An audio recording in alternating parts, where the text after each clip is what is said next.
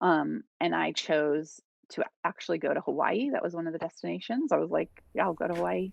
I'm sorry. And she got, no, it's okay. Do you want me to stop?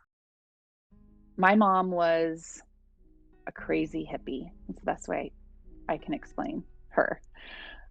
She's not alive anymore, but I'm starting to learn that maybe there was undiagnosed schizophrenia, some kind of mental illness that I just still don't know what it was, but she was an amazing person, very dynamic, that type of person where they walk into the room and everyone like looks at her and she can just hold court. Um, and she was a drug user and from as long as I could remember, she was using drugs and drinking and just a party girl. She was like beautiful and the life of the party. And one day when I was about 9 years old, and I guess she would have been 39, she announced to me and everybody that she was done doing drugs, like just cold turkey. I mean, who does that, right? Who goes from years and years, probably 15 plus years of drug use to cold turkey one day? And so she went from the drug use to becoming completely obsessed with the new age movement. This is back in the 80s when people were really into channeling and psychic abilities. It was a very popular thing going on, especially in Southern California. And she got really deep into it and she learned how to channel, which, if you don't know what channeling is, it's when a spirit kind of comes into your body and speaks through you. So she would do things like channel the collective consciousness of dolphins. Or I remember being on a hike with her once in the Santa Barbara Mountains, and she's like, there's a Native American spirit that wants to come through right now. And I'm 9 years old. I'm like terrified out of my mind. And she sits down and her whole body, her facial features change, her voice changes, and she starts to channel this Native American spirit. So this kind of gives you an idea of my mom, right? She went from drug user, party girl to a channeler, like super whacked out new age person. Jesus. And So when she was channeling, was it like would the voice talk through her or like what? yes, yes. Do you remember what So it the was way, saying? oh, when totally, totally. Yeah. So I'm 9 years old and my mom pretty much locked herself in her bedroom for, in my little mind, it seems like she was in there for 3 weeks, maybe a month. I don't know how long she was in there, but she was in there trying to teach herself how to channel. And one day she said to me and my cousins lived with me. She said, come in here. I figured it out. And we go into her room and she's sitting on her bed and we're like so scared, but it's kind of cool because, like you like playing with a Ouija board. It was that type of feeling. Mhm. And she closed her eyes and you could see her eyes rolling in the back of her head through her eyelids and her like whole body slumped like this. And then all of a sudden she went, and she was a different person. I think the first entity that she channeled was like a alien that spoke a different language. So I don't know what they said, but they said something. And then she would channel, like I said, dolphins. She would channel these Native American spirits a lot. And yeah, they would just bring through, I don't know, wisdom, or you could ask questions. She really liked it when you asked questions because then they would respond and you could get into these conversations. But it was really fucking scary as a 9-year-old, like so scary. But she got super into it to the point where she started teaching other people how to do it. And she started a psychic hotline. But it wasn't the kind of psychic hotline where you would call and ask, oh, what is my, who's my next love or anything. It was a psychic hotline that you could call and say, I'm having paranormal experiences and I need help. And she would teach them like, oh, that's channeling or that's aliens talking to you.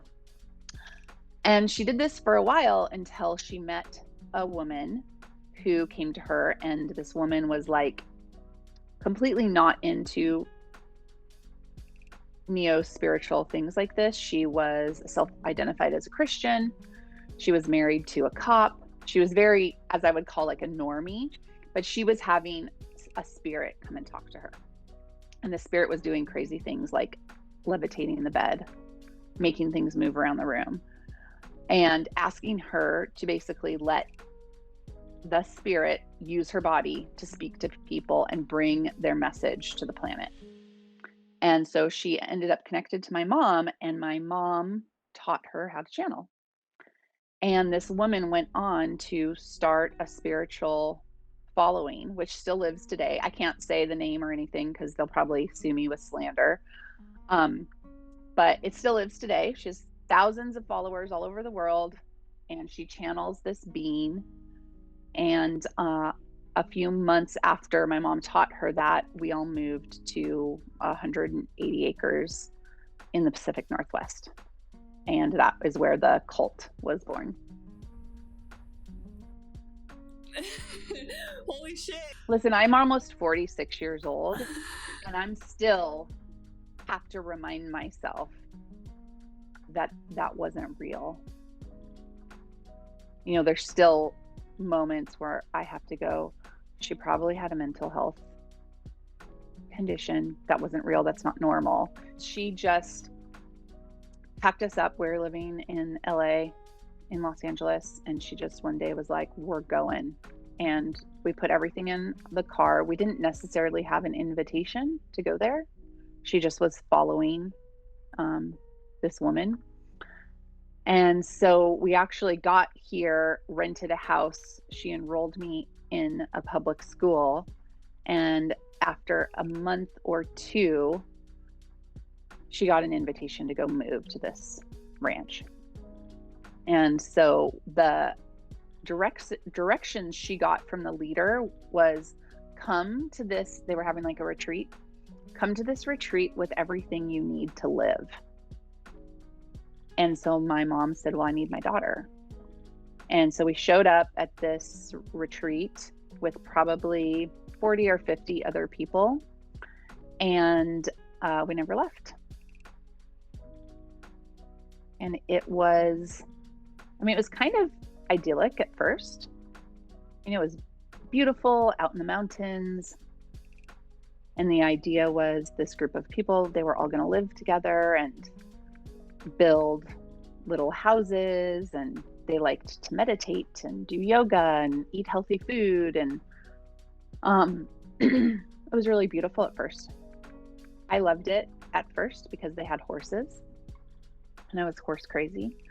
So I was like, yeah, heck yeah, I'm gonna live in this fairyland and hang out with the horses. And I think the first moment as I look back where I should have, but I could, my adult self can see that it was abusive, was it was cold, it was raining, and we were all sitting around waiting for this channeled entity to arrive. And I think I'm 9 or 11 years old, and I am so hungry. I am cold, I'm hungry. I've been ripped out of my home now twice, and nobody will feed me. And my mom doesn't have any ability to feed me. Like, she's going around trying to find, like, does anybody have any food? You know, my daughter's hungry. And I just remember being so cold and so hungry and not understanding why there's all these adults around me and nobody will feed me. And that kind of was my life for the next 10, 12 years, was just, there was no adult around taking care of me. And if I had a need, I had to figure out how to meet it. And oftentimes it just didn't get met. But again, there wasn't anywhere for me to go there wasn't anyone for me to go say, you know, I want a grilled cheese sandwich. Can you make me that? They would have breakfast and dinner in like a cafeteria style space. And they were often doing really weird diets. Like, I remember once they did a 40-day carrot juice fast, and everyone turned fucking orange. Like, for real. And so I'm over here kind of like, I'm not going to do a fast. Like, is there food? Like, where is the food for me? There were a couple other kids there. One of them was the child of the leader. And so pretty soon I got kind of brought into the big house where her kid was, and he had everything. You know, he had movies and toys and food and a fireplace. And at first it was like, oh, you can hang out with him. And then I had access to the kitchen. But pretty soon it became, your job is to babysit him. And now I'm 11, 12. He's like 2, 3. And then it very quickly became, your job is to keep the house clean and your job is to take care of all the animals. They actually sent me to maid training when I was 12 years old so that I could learn how to properly clean a house. And so now as I've gotten older and I've been healing, I was like, I was fucking trafficked. They labor trafficked me. And yeah, that's how my days went. They didn't let me go to school. The whole like I decide when Go you ahead. eat thing stuff, and that sounds like almost like borderline slavery, right? Like you can't fucking leave. You don't have Yes. autonomy at like 11. You know, that's like terrifying. Oh my god. When you said Yeah. you were waiting for to channel the spirit, like what did waiting look like? Because I kind of imagine you guys were all like sitting around in a circle and everyone's like in a stance or something, but then your mom's like walking around grabbing food. So what did that look like? Yeah. Yeah, good question. So when we first moved there, it was pretty raw land. There was a house and a old barn. And so that particular moment, we were all sitting in the barn waiting for the woman who channeled the spirit to come to the barn. And it kind of was like, we called it darshan, which is actually a Hindi word, or for like a Hinduism word of just sitting and having court or being like among the spiritual teacher. And one of the things that she would do is she would make you wait a long time. You would never know. It'd be like, be in the barn at 10 a.m. And then at 3 p.m. she would finally show up. That was a very common thing. That's what I mean by waiting. As the years went on, they refurbished the barn and turned it into more like a temple or a church type area. So it was a bit more comfortable to sit in there and wait, but it would be the same thing, just hours and hours of kind of waiting for this spiritual experience to happen. And then when this was going on, like as a child, did you feel any like spiritual connection? Or, you know, were you drinking the Kool-Aid then? Oh, 100%. I drank the Kool-Aid fully until I was 21.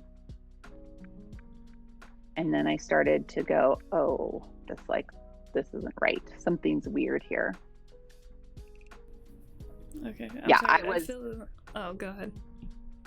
Oh, I was just going to say my belief system was that this was my God. And all of this work to meditate and to clear my mind and my body would eventually lead to my ascension. And I didn't think I would be here past 18 years old. Ascension meaning like going back to God. Oh shit. Yeah, so how does that work too? So there is like a God figure and then you're just channeling like other spirits that are around. And so in this situation for this spiritual commune, there's the woman who was like a real person like me, and she channeled an entity. We'll just call him M. And that entity is a dead person who reached enlightenment while living on the planet. So he's kind of like a god, but his teachings were that you're God, I'm God, we're all God. And it was about remembering who you truly are as God. And once you do, you will enlighten, ascend the body, and go back to the divine. Kind of like life here on earth is a bit of a jail, and you have to figure that out so you can suddenly pop off and remember that you're not really a human being, you're a God. I think one of the philosophies was like they wanted you to be as involved in all the aspects of life on this planet. So like they did drugs and they drank alcohol and they had sex, and there was rock music, and so it was a very hedonistic type of culture. And then they would go through bouts where, like, the leader one time went to India and became an ordained Hindu monk and shaved her head and wore orange for years. So it was like all of a sudden she'd be like a celibate, and then she'd be like having sex with everybody there. And um, so yeah, it was weird. So over the years, what they slowly did was convince me that my mom was not a good mom. And they actually had her sign over parenting rights. They meaning like the leader, her kind of like posse, her organization. So my mom wasn't really fulfilling any mothering roles. She was doing other things in the organization. She was traveling a lot. Well, when they convinced your mom to sign over parental rights, was she okay with that? Like, did she agree with them?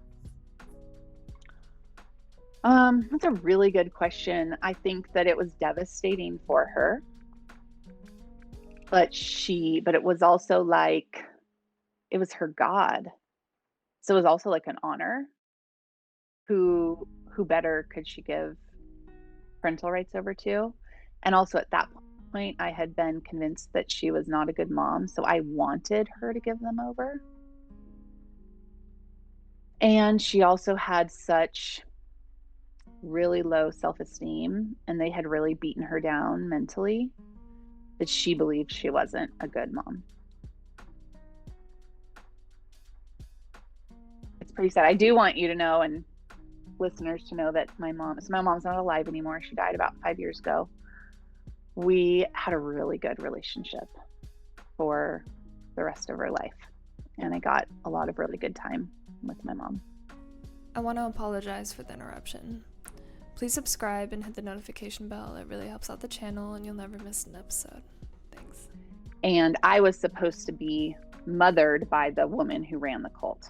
So I kind of considered her my foster mom.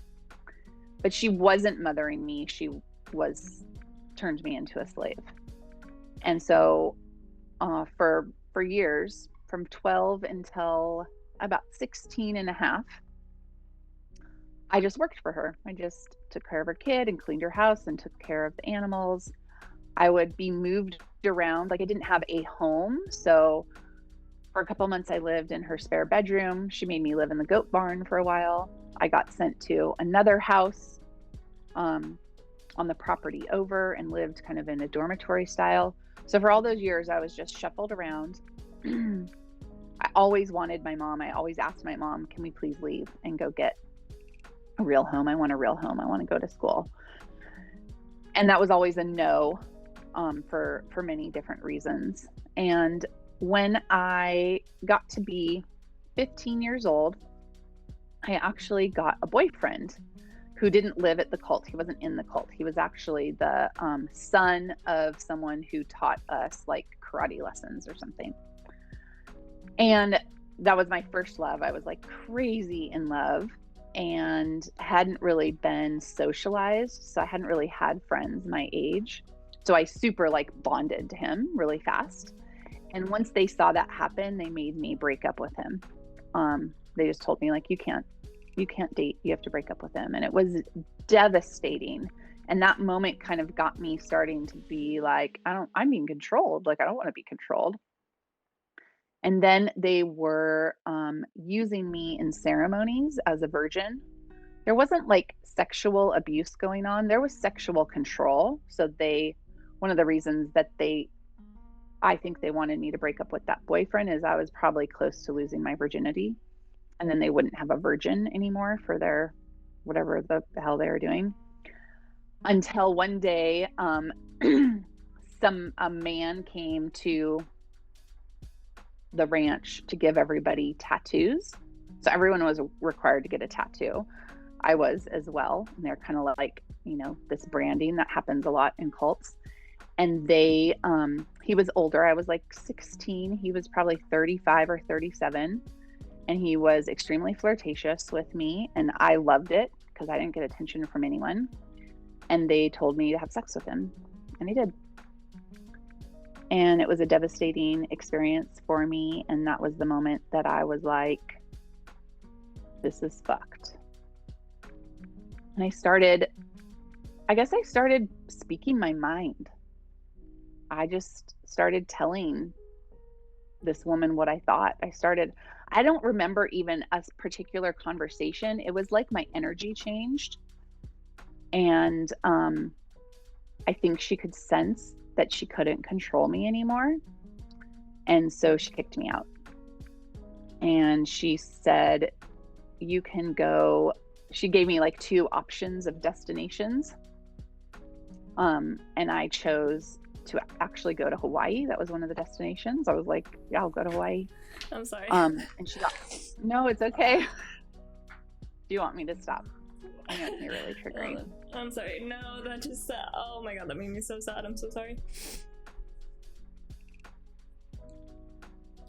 It's okay. It's good for me to hear that it's sad.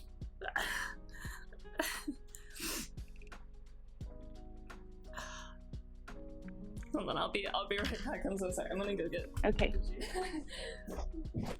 Shit, I've never had somebody make me cry before like that. Wow. Oh my gosh. I'm like, I know. I looked at your YouTube channel. I'm like, you've talked to some people.